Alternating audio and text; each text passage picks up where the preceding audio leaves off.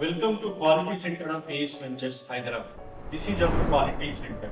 ఈ quality centre ని ఈ విధంగా మేము ఎందుకు ఎస్టాబ్లిష్ చేశాము అని అంటే, మామూలుగా మనందరికీ తెలుసు క్వాలిటీ అంటే బయటకు కనిపించే సర్ఫేస్ మాత్రం అని అనుకుంటాము.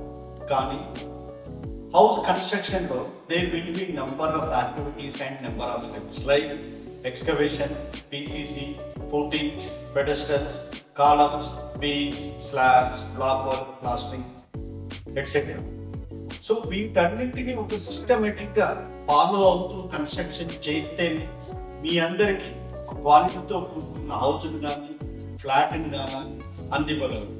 ఈ మెథడ్స్ అన్ని మీకు ఈజీగా అర్థం కావాలని ఈ క్వాలిటీ సెంటర్ని ఎస్టాబ్లిష్ చేశాం.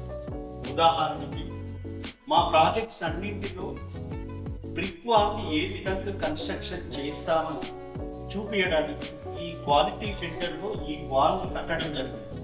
బ్రిక్ వర్క్ స్టార్ట్ చేసే ముందు ఈ డిపిసి లేయర్ ఇచ్చాను. డిపిసి అంటే డ్యామ్ ప్రూఫ్ కోర్స్.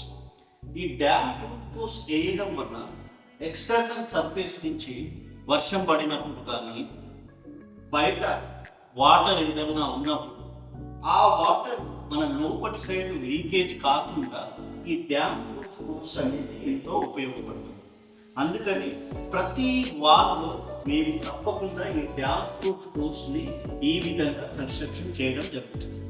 బయట వాల్సే కాకుండా బాత్రూంలో కానీ, యూటిలిటీల్లో కానీ, సిట్అవుట్లో కానీ నీళ్లు ఎక్కడెక్కడైతే ఉంటాయో అక్కడి నుంచి సీపేజ్ రాకుండా ఈ డ్యామ్ కోర్స్ అనేది ఆపుతుంది.